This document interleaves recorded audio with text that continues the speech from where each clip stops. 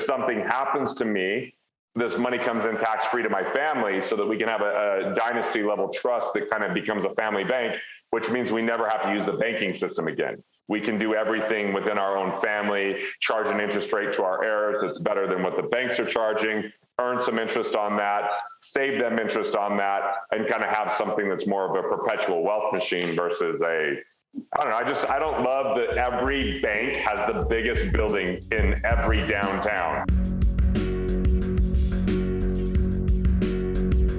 We're going to talk about the family bank today. What do you mean by family bank? And legacy. Like Rockefeller method, like what would the Rockefellers do? Like cash flow banking, like cut out the middleman, earn interest rather than pay interest, my never fail me strategy. Is that what you're talking about there? All of the above. Okay. It's driven by a question from Lee. He read your book, What Would the Rockefellers Do? And he says he loves the concept of a family bank and is curious to know how you go about getting your family on board to start a family bank. Okay. So I guess we'll start here. For those who haven't read your book, what is a family bank? Okay, so what would the Rockefellers do is looking at what banks have been doing with their reserves for a long time. There's something called bank-owned life insurance. And so they take their reserves and they put a percentage of those reserves into cash value insurance plans. But these are high cash, low commission types of plans. And they do it with their executives. And that way they're earning interest without paying tax on that while it's inside of that plan. It's higher interest rate than what they're getting in their savings accounts through dividends. And so the concept here is how can you create a minimum guaranteed interest rate? How can you have access to your money before 59.5 with zero penalty? As a matter of fact, get access to that money very quickly, right? Yeah. How can you add a multitude of benefits that if you became disabled, the payments would still happen into this cash plan without you making that payment after 6 months? Or if you needed to go to a long-term care facility in your later ages, that you could tap into the death benefit while you're alive, not just after you're dead. And ultimately, the goal for me is how do we help you build more cash flow and buy your net worth? That's why I call it cash flow banking, because we're looking at you could start financing things yourself and paying interest. You could pay for, kids' education instead of going and getting a student loan. You could, finance their mortgage and you get paid the interest rather than a bank. And so it starts to be ways that you can operate and act like a bank, and you're not subject to, right now lending is really restrictive because it's a recession, or, having access to your money versus having it all tied up in plans that have a whole bunch of fees and have a ton of, just make it onerous to get access to. Yeah. So when you say buying your net worth, what do you really mean by that? That seems kind of like a pipe dream. Well, buying net worth is buying a death benefit, because right then I get that most people are looking at, when I die, that money comes in, so I have to die to benefit from it. Well, that doesn't sound very fun, right? But in the Rockefeller method, what we're looking at is you have an ongoing concern called a family. And if you want to leave money for future generations, I'm not really looking to just leave money for my kids and grandkids and great-grandkids. I'm looking to create opportunity so that when they want access to cash, they're not going through all the private institutions and paying the interest there. They're paying interest into something that will benefit their heirs in the future as well. So by buying that death benefit, I'm locking that into the future of my family. But because it exists, it's going to boost my cash flow 20 to 50%. So there's multiple ways to do that. Number one, when my dad, as a coal miner, retired, he had pensions. And so he can either take the full amount of the pension, and the day he dies, nothing's left over, or he can take partial amounts. 20% less, 30% less, up to 50% less, to say, there's a guaranteed amount of time it will come out, or it'll pay, my mom if he died before her. But we already had this death benefit from a cash value policy, so he got to take the full amount. That meant he had a higher cash flow. Or if they decide to pay off their home and then they want to, instead of have no cash flow come from it, they can take a reverse mortgage, and that death benefit could pay the bank back on a lump sum of cash or a monthly amount of cash coming from the bank, which is the reverse of a mortgage, right? But it would be normally attached to the home. It's attached to the death benefit. So what I'm showing people to do is use that death benefit while they're alive as a way to unlock dead assets. And if people go to freewrd.com, they can actually get a copy of What Would the Rockefellers Do. And there's an entire chapter on this because it's a big concept, and they can they can subscribe on the YouTube channel, and we have more videos on it. But it's that the cash value is one thing and the death benefit's another. The cash value is there to help build cash flow, and the death benefits help to enhance cash flow in the future. and be the thing that's left behind so that you could spend all your money without disinheriting anyone. Yeah. So this is the concept of perpetual wealth. Perpetual wealth for sure. Yep. Okay. So let's go back to Lee's question about how do you start getting your family on board? So if he wants to take this concept that you just described, how does he begin recruiting family members to be a part of it? So and does he need to?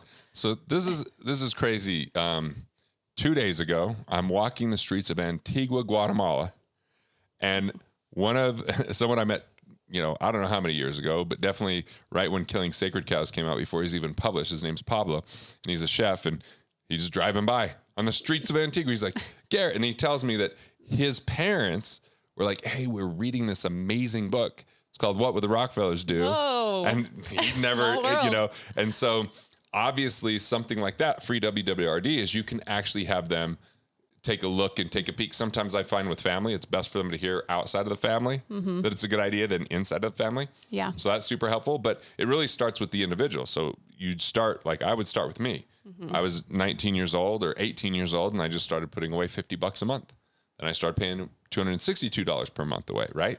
And then I just kept doing more and more as I increased my income. So it began with me. Then when I got married, we got, policy on Carrie, my wife. And then now we have policies on the kids. And, I sat down with my parents. It took me a long time to convince my mom on the whole concept of what we're doing, but now she's bought into it. So a lot of it has to do with education and conversation, but leading by example is by far the biggest way, and progress over perfection. It doesn't matter how much you put away, it just matters that you're doing something. Yeah. Yeah. And we know, and we hear about this a lot of times in our workshop too, how money personalities vary and money can create tension within families. Are there any contracts that you put in place to lay out so everybody's on the same page and to guarantee that everything will work? Or is this just like word of mouth and trusting one another? Well, there's really 3 key components that I work with, which are the family legacy rings. Okay. So the first family piece is the family office. This is a big part of the Rockefeller method because the Rockefeller family had so much wealth that they hired their own financial team that only worked for that family. That's where the name family office came from, right? So they had attorneys and accountants and fiduciaries and investment advisors. One cohesive team working. Cohesive team working on their behalf. So I like the thought of, okay, my heirs could have access to this financial team that I created, because at Wealth Factory, we built a virtual family office. We weren't just looking to work with one family. We wanted to take the same concept and work with a lot of people that normally wouldn't have access to it. So a family office is critical because I've already got my kids, where they're learning about it, and they're going to be coming to some of those meetings, and even though they're 12 and 14. The second piece is the family constitution. So family constitution is, for my wife and I, a 38-page document that we wrote that said, what are the most important lessons, philosophies, values, principles that we want to share so they could be signposts for the future generations to understand who we are and what we stood for, and that we're talking about how we can preserve, protect, and perpetuate wealth, because it's a dynamic way to have it in our language before the trust kicks in. So it's part of the estate plan. But then we've chosen 5 people that we say, if I'm not around, these are the 5 people that can influence our kids and that have some characteristic that I have, that if I'm around, I'll plan on doing it. If I'm not, they can kind of assist, that helps that they're prepared and that they know what to do moving forward, right? Then the third piece is the family retreat. So the family retreat is, when we were in Guatemala, we sat down and we're having a meeting over breakfast, and we're going through our family mission statement. And we signed up for a family 5K. So just thought you might want to know that. February 1st, we're in a family 5K. Yep. So the 4 of us, and because we're saying what's something we could do together, right? So we're investing in our heirs through experience right now. And we have policies on the kids owned by the trust that has the family constitution inside of it. And then we have a family office that's overseeing how all of this gets integrated and implemented. So that's part of it, but it's simple just to start with. Get a overfunded cash value plan, and you can have the owner be whoever you want. It could be me, or it could be my trust, right? The beneficiary could be my trust and everything that we want to do there, so that there's benefit to the kids, and began with insuring myself. So then you can expand that. And so we've got people that have bought policies on their parents, and that's kind of like one way to do it, but not the only way to do it. And if you never did that, you could still just get it on yourself. If you don't have the health, you could get it on a spouse or on kids, right? So there's a lot of ways to implement this. Yeah. And it sounds like the family bank concept is just one portion of what you've designed to perpetuate and protect wealth, and I just want the concept of legacy, right? Because you're talking about passing on more than money. Yeah, I don't want. Yeah, we're banking values, but I also don't want my family to go and say, "All right, I want to get a loan," and then they've got to put 20% down, or else there's private mortgage insurance, and they've got to, they might do what my wife and I did when we were trying to buy a home. We were negotiating heavily and getting it priced down, and then someone came in with cash. Well, imagine if it's our family trust that's financing it. Yeah. It's the trust that's getting paid the interest rather than a bank. That money can come very quickly. We already know the heirs. They already know the board. So it's something that they could have been being prepared for along the way, not just right when it was time to think, oh, I want this, and starting from scratch. So can kind of teach them responsibility. And I'd rather our family make the money than banks. You touched on it a little bit earlier, but when is a person or a family unit ready to initiate a family bank? You said just when you were a single. Yeah, because they just start. I was single. When you put away some cash, you just start. You just get that overfunded policy so that you're getting in the habit. So you're building up some savings and liquidity. You have access to that cash when it's time, and then that can expand and grow just like it did for me 20 years ago. Yeah. That's great. So another piece of Lee's question was in regards to addressing corporate-owned life insurance policies. Do we want to touch on that? Yeah, I mean, corporate-owned life insurance policies make sense once you've maximized your personal insurance. So there's only a certain amount of insurance a company is going to give you. It's just like if I buy a car, they're not going to over-insure that car. I can't really go buy like a Honda Accord, insure it like a Bentley, then go crash that and be like, oh, I'll take my new Bentley, right? That's over-insured. There's an incentive for that. So when I'm getting life insurance, they're not going to over-insure me, so to speak. They're not giving me an amount that I want to go fake my death. You'll hear people say, I'm worth more dead than alive, right? That's kind of a concept. So that's erroneous. They're not really going to do that because they have parameters. So I always like to know, what will an insurance company issue me? How much? And is some of that going to be term? Is some of that going to be the overfunded cash value? And, just kind of, once I've maximized the personal side, then I didn't get my first corporate policy till just a couple of years ago because I want to maximize all my personal stuff first. Yeah. So especially if you're not a business owner, and in the corporate side, I did something called premium finance, where the bank actually financed the policy owned by my corporation. Okay. So, that's great, but I'd already done everything I could personally to the point where I couldn't get any more. So maybe before diving into getting the life insurance policy, focus on your personal side and you're establishing your family bank first. Yeah, find companies that are over 100 years old. I prefer mutual companies, meaning they're not traded on the public stock exchange, so they're not spreading dividends amongst policyholders and stockholders and not having to make really short-term decisions. I want to see a minimum guaranteed interest rate of somewhere around 4%. I want to see multi-billion dollar companies. I want to see all A ratings. I want to see where I can put flexible amounts of money above the minimum. That's the overfunding that can help fuel the cash to be, it doesn't pay as much commissions. So it might not be as enticing to some of the agents that are selling it, but it's going to be a great situation for the individual, because what we're trying to do is mimic how does bank-owned life insurance work? How would the Rockefellers have designed it? They didn't have to go and pay commission. They just get privately built.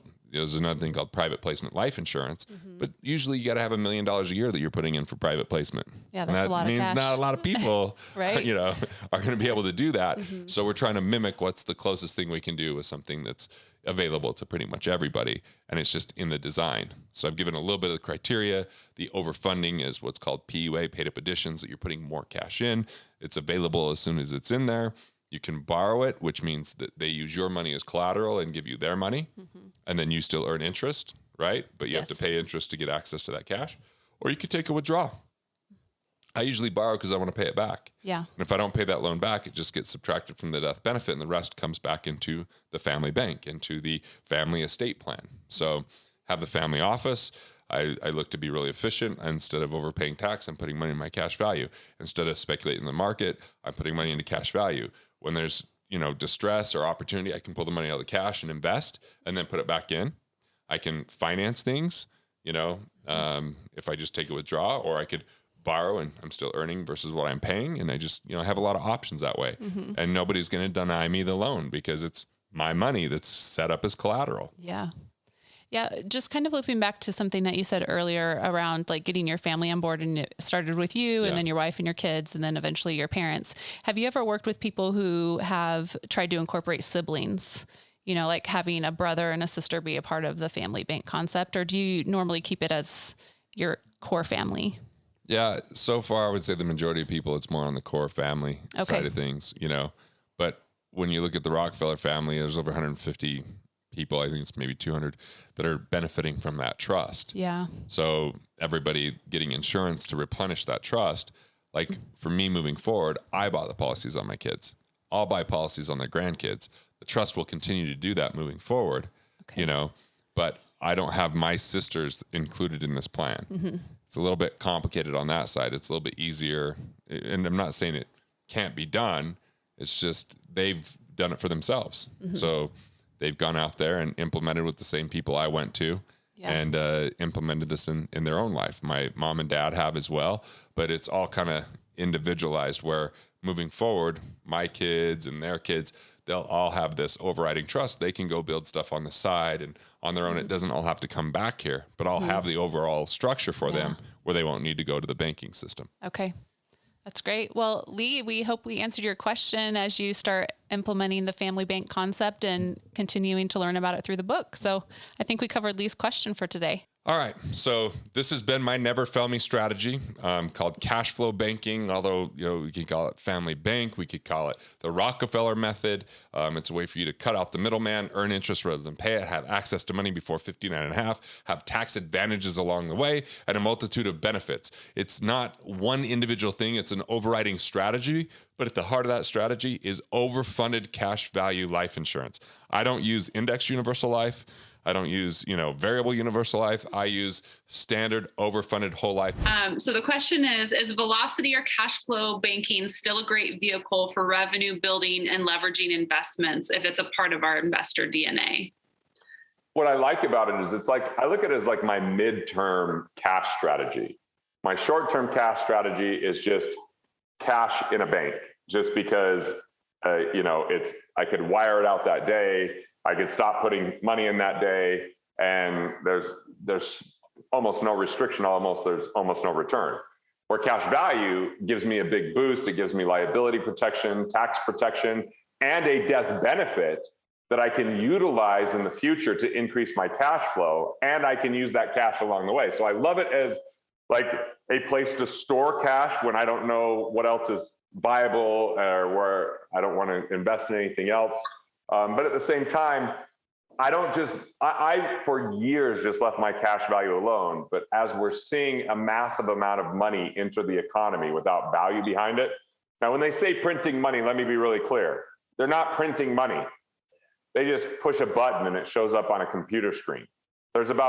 For every dollar that we have printed, there's $600 circulating out there in digital amounts. So with that in mind, I actually bought some real estate this year. Now, not the kind of stuff that I have to have tenants with and that kind of thing. I bought a property that has a pond and has a place we're going to put a music studio, which is going to be an instrumental part of what Free Flow does as we move forward in the future.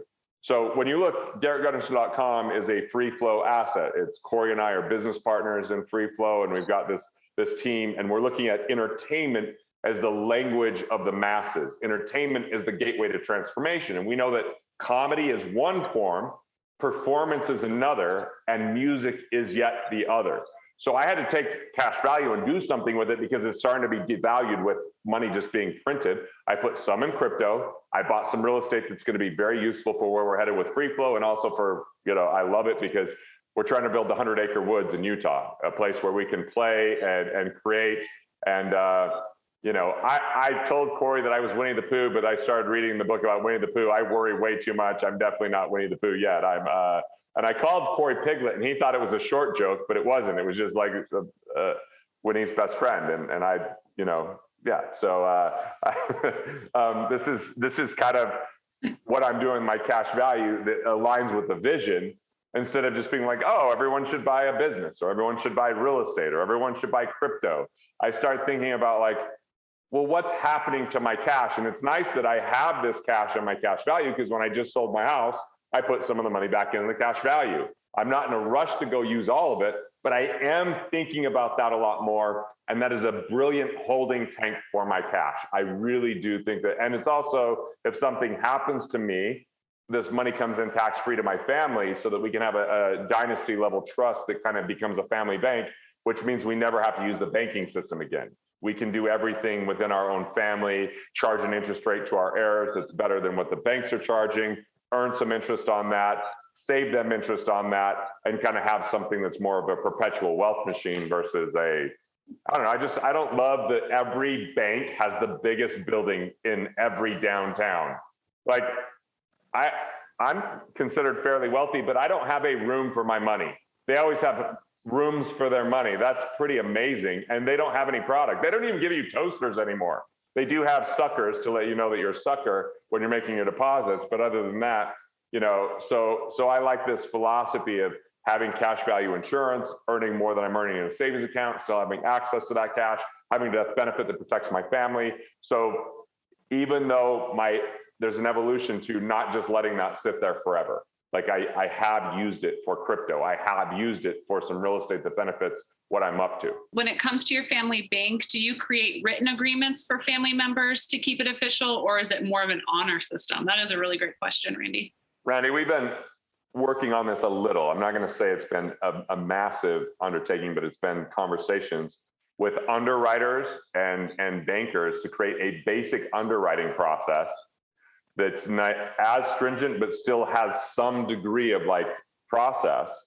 And yes, have actual loan notes so that they're learning the lessons, and you can actually help that improve credit if needed as well through that reporting. So we're in process of that because my kids are as young as they are. I don't have it all the way done, but I have talked to people that own institutions. I have talked to people that deal with, they have tranches of money that they put out there, and like getting some of their processes. And we actually have a financial guy that we're working with who's actually putting all of that together. Not sure when that's all going to be done, but I do think that's an important part of the process. So it's not just like, I'm going to go to the sugar daddy and get a little cash and oops, didn't pay it back. Oh, well, can I have some more? Obviously it's not going to be that extreme, but I think it's important that there's some due diligence, that there's a little bit of process behind it. And some of the unique things we want to put in there is if they lose the money or they have problems, they have to teach siblings or other heirs or other people that are tapping into the bank their greatest lessons. Like what happened, what would they do differently? Because what we're trying to do is bank mental capital, not just financial capital. And then in that bank, it's like all of a sudden there's basic instruction and guidelines and lessons and things that people can learn. And so that's a really good question.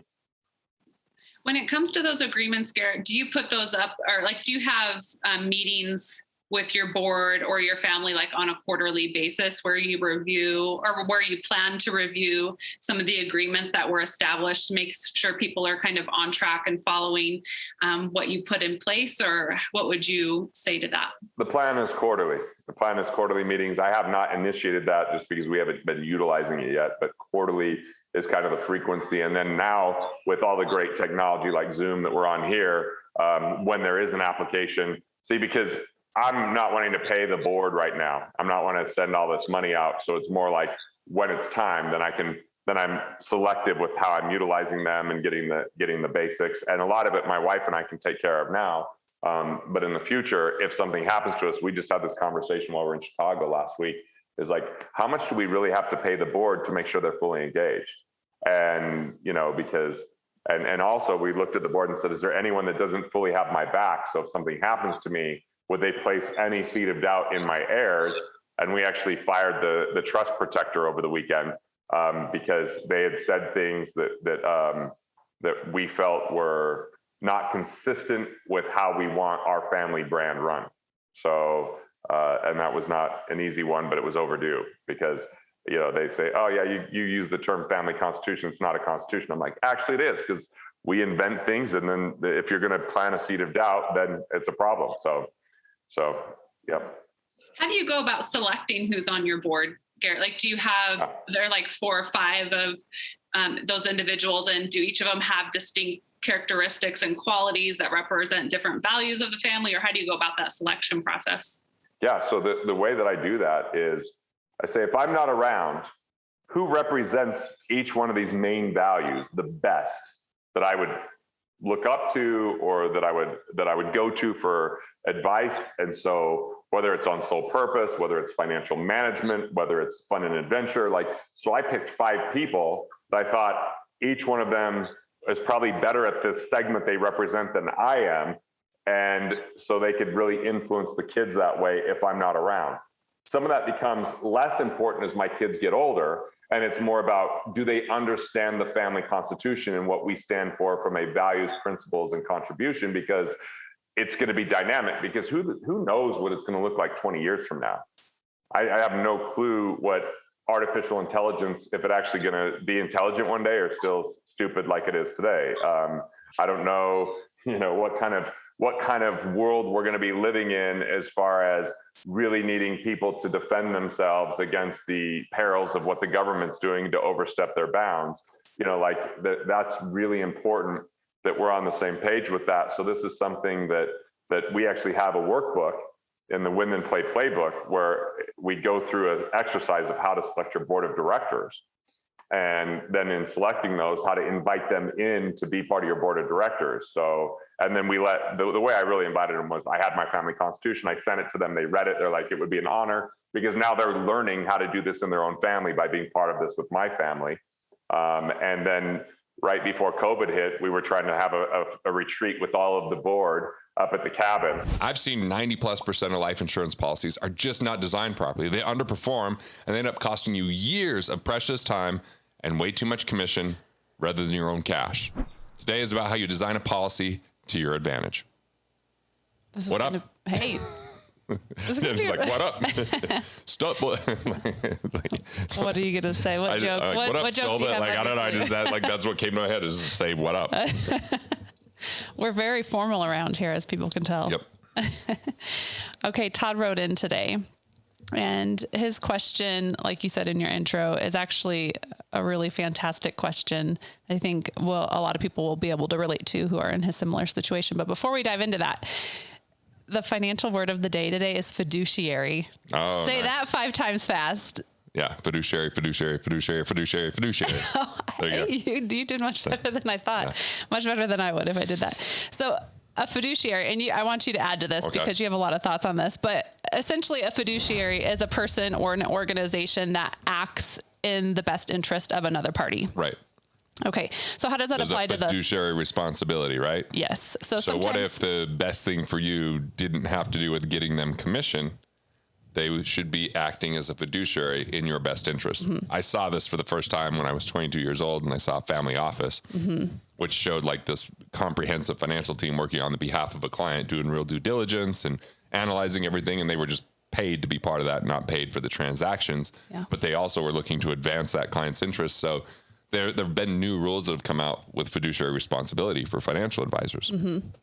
And I think that there's a lot of progress in that, but there's still some problems in that. Some work to be done. Yeah, there's work to be done, because how do you determine what's the fiduciary responsibility, and how much did Wall Street and the institutions determine what that is versus like what was really right for the client? Because I'm still seeing far too many clients without enough cash on hand, without enough liquidity, still using the only primary investment vehicle as the stock market, even though they're business owners. So it's progress, not perfection, So does every financial advisor have a fiduciary responsibility? It depends on what they mean by financial advisor. You definitely, when you have certain licenses, like a Series 65, have a fiduciary responsibility, but there's still interpretation of what if you're just a life insurance salesman.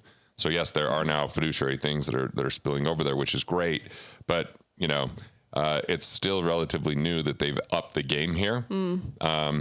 And so I think it's yet to be determined of how much more needs to be done versus doesn't. The only issue I have with the way that it goes is like sometimes people rely so much on advisors, and the more that they feel like they have a fiduciary responsibility, the more they think they don't have to think as a customer. But I feel like to delegate your finances completely is reckless, just like you can't delegate your health completely. I know, People I wish can't I could work some out days. for you, right? People can't eat right for you. Now Yeah. you can hire someone for your food, you can hire trainers, you can do it more efficiently, but it should be looked at as a partnership, not as just tell me what to do. Right. Because yeah, that's where I think far too many people have gotten into trouble.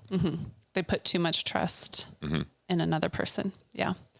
Well, not too much trust, but they've just negated their own responsibility. Like to me, I think retirement plans are relatively reckless for people that have loans that need to be paid off first, that don't have enough liquidity, that have undercapitalized their business and have been living a very chintzy, miserly life. Yet they're not going to have a problem. The fiduciary thing is like, well, it was a low cost 401k versus a high cost 401k, you know?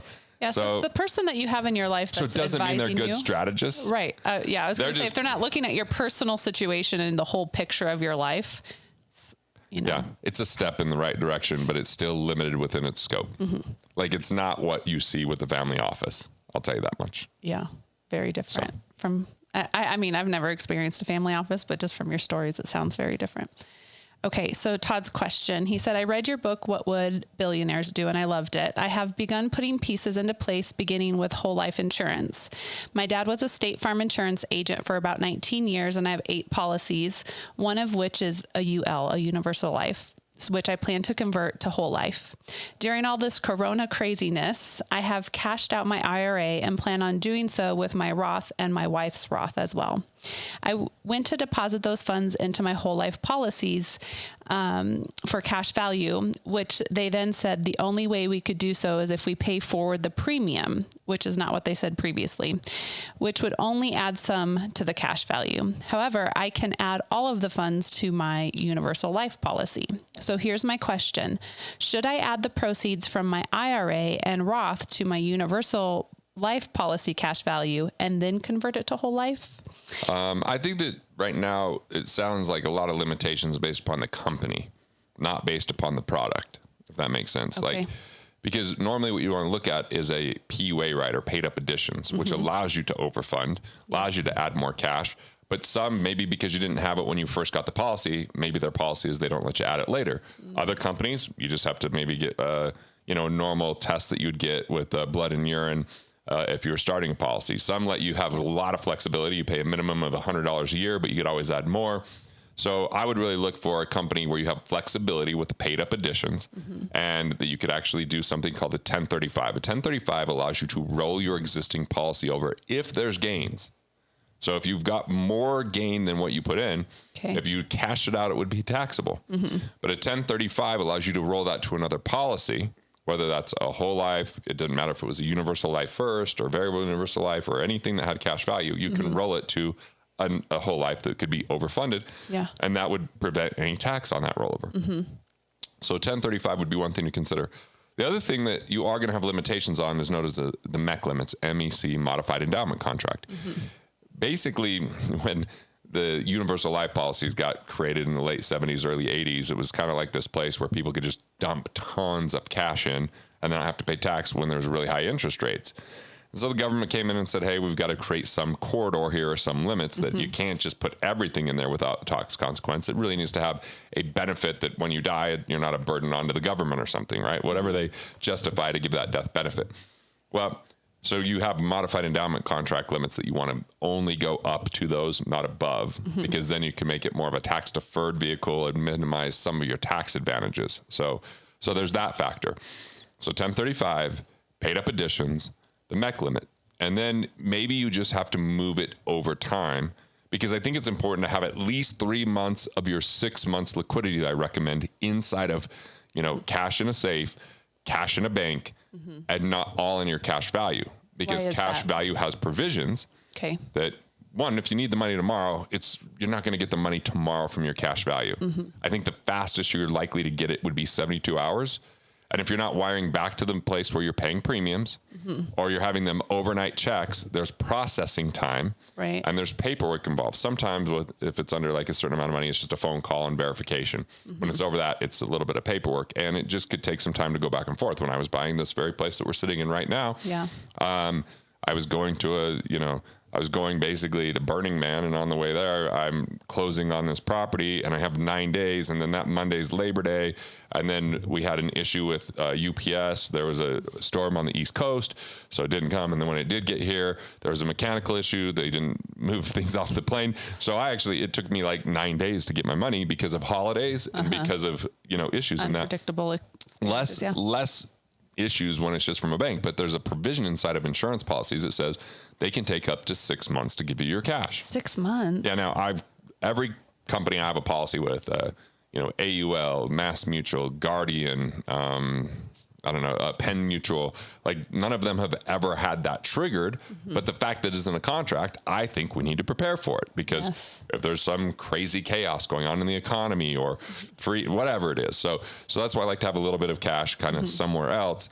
And then you could always filter that cash into the cash value from year to year. And if you pay annual, it's a little bit cheaper than by paying monthly. So that's one consideration. And then you wait till that next year and you've got 1035 provisions. But I'm not a huge fan of UL. I interviewed Todd Langford, that wrote Truth Concepts Software, on the 10 major issues with UL that most people aren't aware of.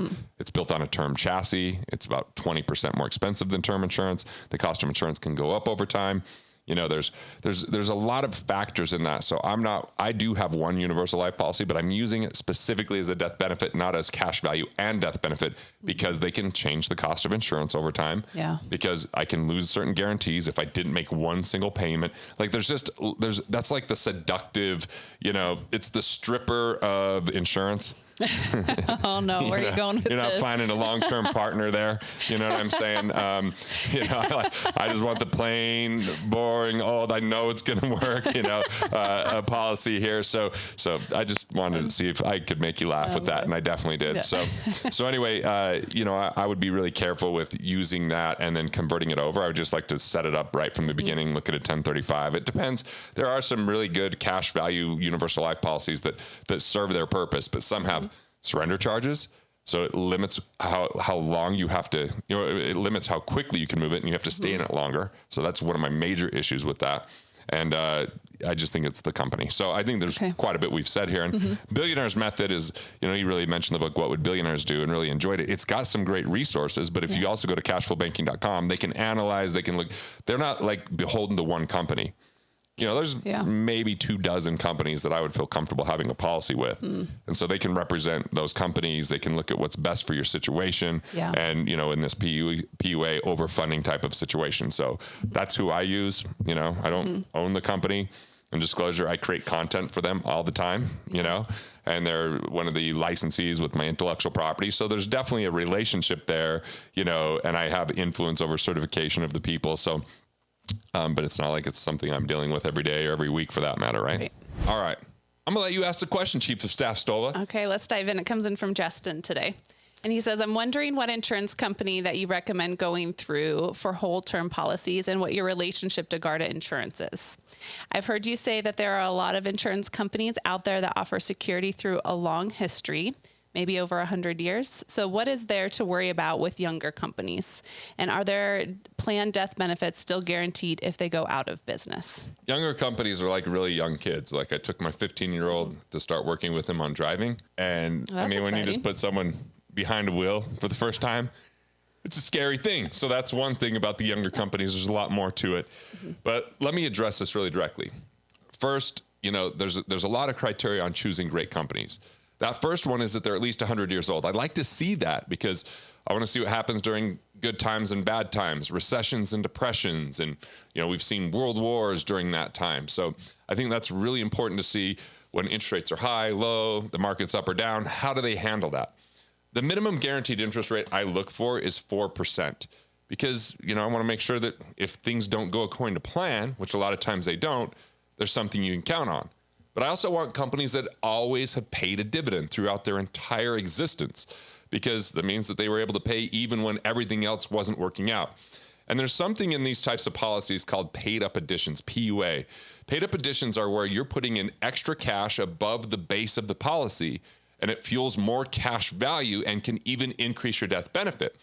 I want it to be flexible where you could put some money in and then another month maybe put more money in, or another month put nothing in, because I know that cash flow isn't always predictable. And we've seen, especially during recessions of 2000 to 2002, 2008 to 2010, and even what we're facing right now in 2020, that flexibility can be instrumental to make it to the other side. So I also prefer mutual companies over stock companies. And a mutual company is owned by the policyholders, where a stock company is just like it sounds. It's on the stock market. So if they have earnings or they have dividends, they're going to give the policyholders some of that, but they're also going to give stockholders some of that.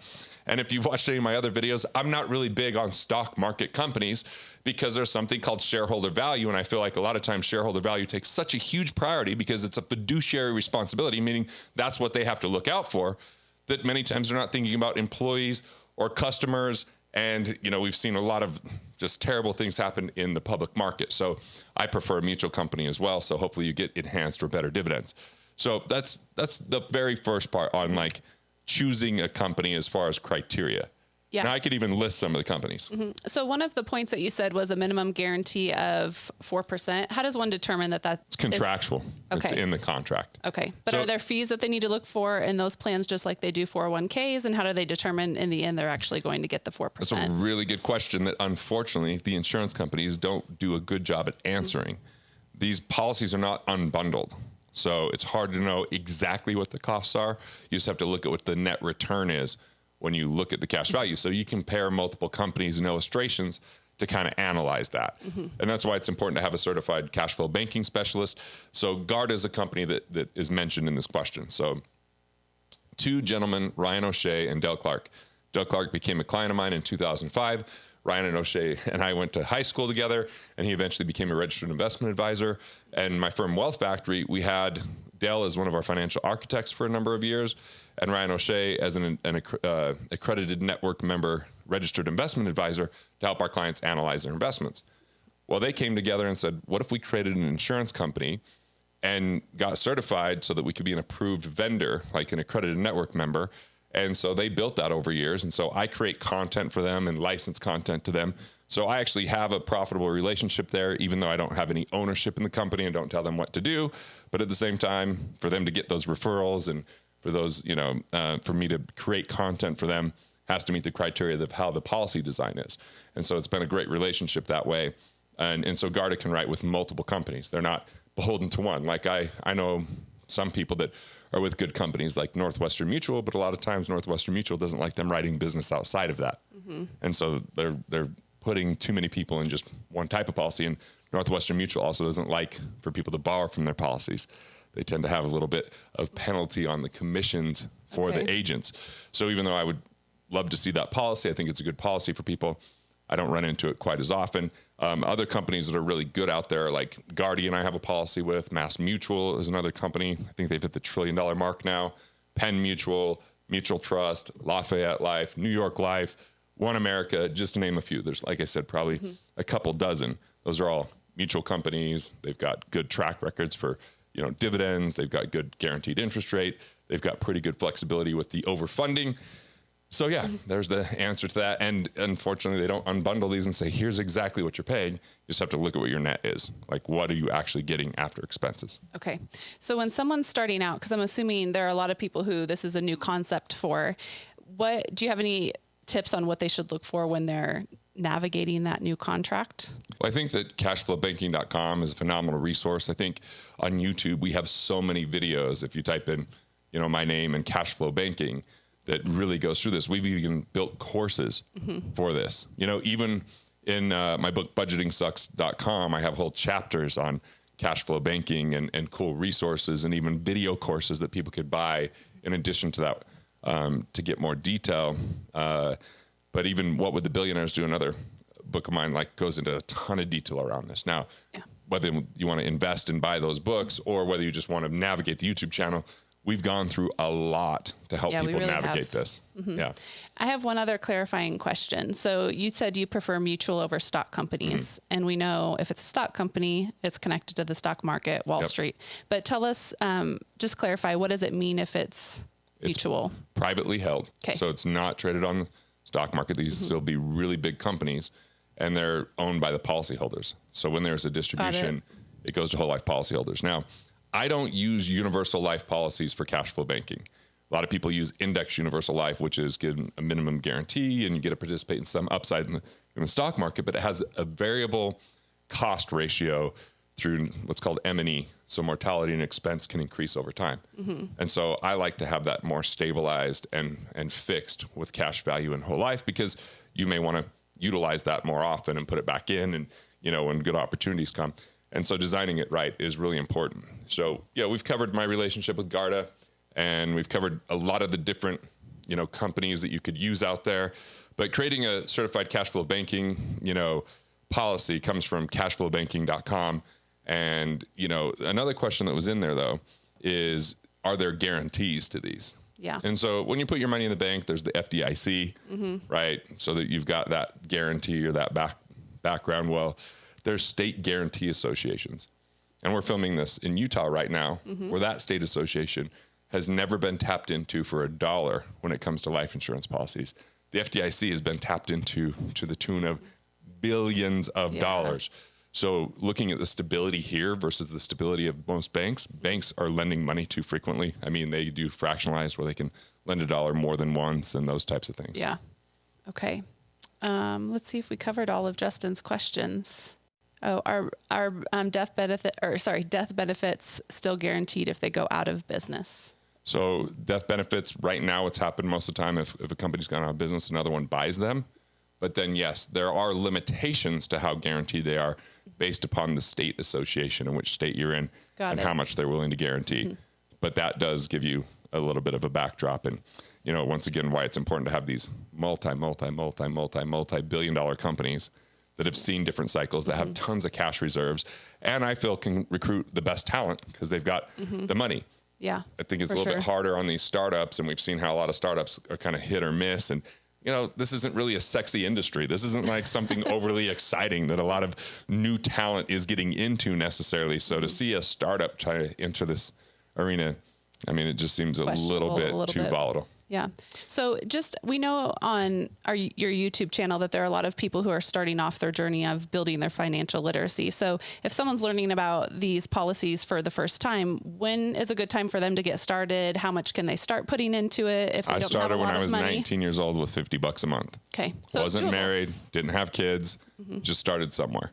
Right. And then there's people that are putting, there's people doing private placement life insurance, which starts at $1 million minimum to put into it. So there's the whole gamut. And so part of the conversation is, how do you cut out the middleman and benefit that for yourself so you can get, 200, 400% better on kind of your liquid money, your safe money? Well, we have a viewer that said, well, is there a way to jumpstart that? Because one of the problems with cash flow banking or cash flow insurance is that there's a capitalization period. There's a time before you get to break even. There's costs up front, and those can be frustrating. So there are some things you can do. We'll let Chief of Staff Stolba ask the question, and I'll give some answers. Yeah, it's a pretty straightforward and short question today, but it comes in from Chris, and he says, in regards to the cash flow banking, can a policy be jump started at the beginning with a lump sum and then monthly premiums thereafter? Yeah, there's something called single premium life insurance. The problem is single premium immediately does something called MECing, MEC, Modified Endowment Contract. Have you heard me talk about this before? I haven't heard you talk about MECing. We're just going to teach Stolba. I'm learning right while along we do this. with everyone. Here we go. So MEC means that it's going to be treated more like an annuity almost. Like you put so much money in it that corridor between your cash value and your death benefit has been crossed. See, in the late 70s, E.F. Hutton kind of really created universal life. And it was a way to take advantage of really high interest rates at the time. And they wanted to put it in insurance where there was this kind of tax benefit. Well, they would stuff so much cash in there, the government was kind of like, well, we need to put some type of limit on that. And that's the modified endowment contract. So if you do a one-time premium, it's probably going to be a modified endowment contract. But you can do a lump sum up to that level. Okay. And then there's something called PUA or paid up additions. Paid up need that one. additions. Yep. You can put extra cash above and beyond the base, the base policy. And that goes up to that modified endowment contract. But typically, if you max that out from day one, you're kind of paid up after 7 years. It's called a 7-pay test. Okay. Okay. So yeah, modified endowment contract. I once did this with one of my policies by putting in too much money. I hurried and took that money back out before it became official. And there's software that kind of looks after that. But the difference is when you put money into a cash value insurance policy, it's treated FIFO. You've First in, first out. Look at this. FIFO, first in, first out. The first dollars you put in premium are the first dollars you take out, which means there's no tax on them, right? Most things like an annuity are LIFO, last in, first out. The last dollars in are the first dollars out, and the last dollars in were the interest. So you have to pay tax by pulling that out. So FIFO is a good treatment. Modified endowment contract would now make it LIFO instead of FIFO. So you lose that advantage, right? Okay. So you want to fund it only up to that limit. When you borrow from your cash value, there's no tax on that, right? Because it's a loan from the insurance company. They let your money act as collateral. You still earn interest on that. Now, there's direct recognition or non-direct recognition. So we're getting in the weeds here for just a minute. Direct recognition is like, okay, we know that you have this loan out there, so we might change the interest rate that we pay you. So that could actually impact you and maybe even create a spread, right? Where you're paying a little bit more than you're earning. Or non-direct recognition is, oh, cool. We're going to act like nothing's going on and just keep it going the same. Yeah. I don't get too caught up on those details, but it's just important as we're looking at modified endowment contracts, we're looking at tax treatment like FIFO or LIFO, that when you're borrowing, it's against the cash value.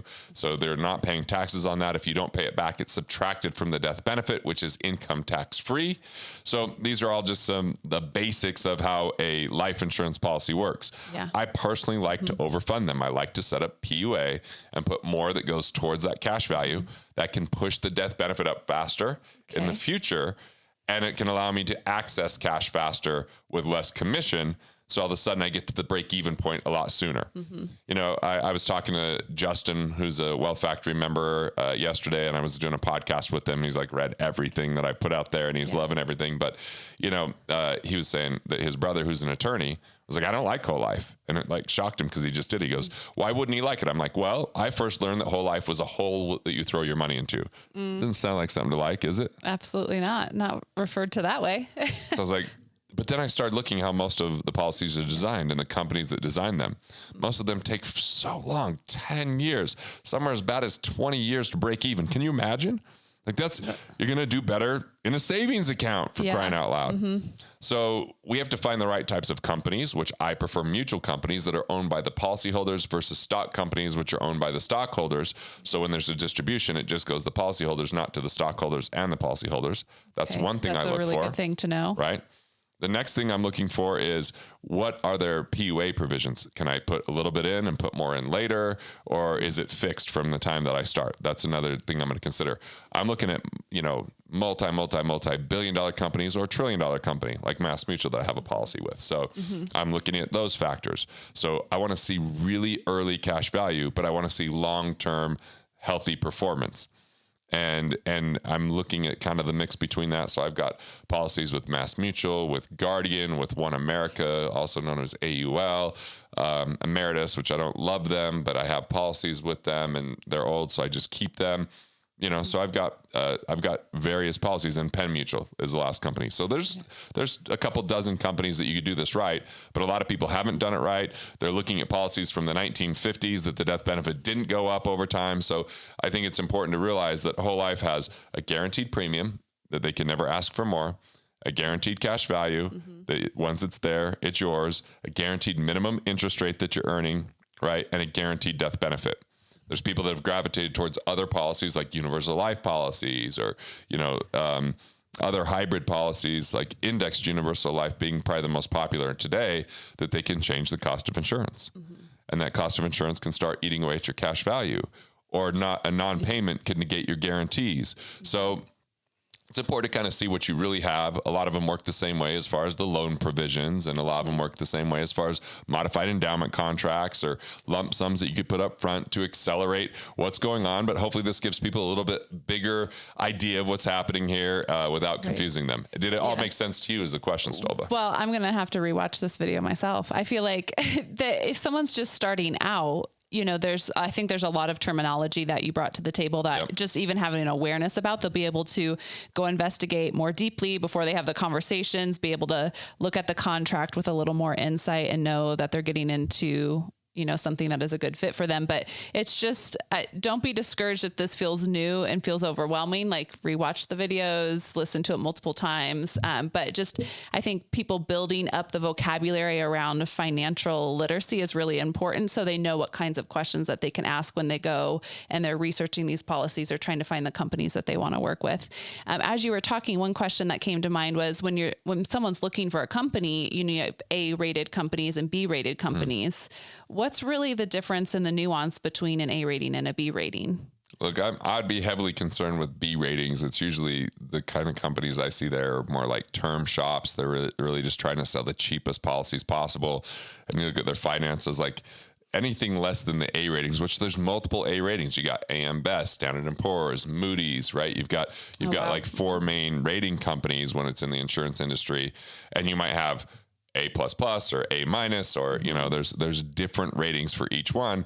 And I think when you're in the B's, it's a little bit more concerning, especially if it's cash that you're storing there as well as the death benefit. Yeah. So is any A rating considered a good move, or is there one that's better than the other? I mean, obviously, if you got like the perfect ratings, but some of these companies get marks because they sell disability insurance and they might be facing more risk of claim on that, or maybe how they manage their portfolio. Maybe they have a little bit more in the stock market, which most of these general accounts don't have that much. So there's a lot of factors that go into it. Yeah. I used to understand it a lot deeper and more when I was in my 20s, and I researched this inside and out. And what I realized, especially after watching Big Short, is there's a lot of pressures on these rating agencies to give certain ratings. Otherwise they take there's this underlying kind of competition there that might not give us the accuracy that we're looking for. So you can only rely on those to a very a certain degree. But I'm saying if we're in, I don't care if it's B+, I want only A ratings across the board, even if it's A- here or there. I want to know maybe why that's happening.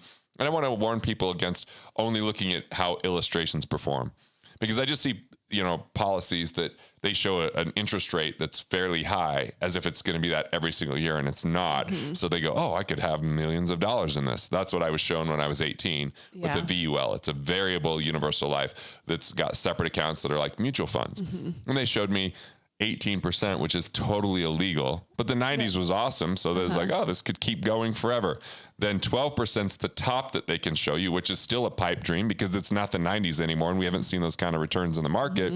And what they should have showed me was 6 to 8%, which totally fundamentally changed because the insurance costs eat up a lot of that, and it doesn't do nearly what it was supposed to do. So from going from being a multimillionaire to having something completely fail because it was all with baseline commission, which was all commission premium versus overfunding.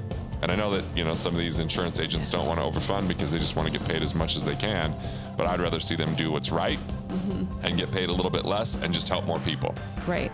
I'm right there with you. Want to master your money? Want to figure out the things that you could do to improve your finances?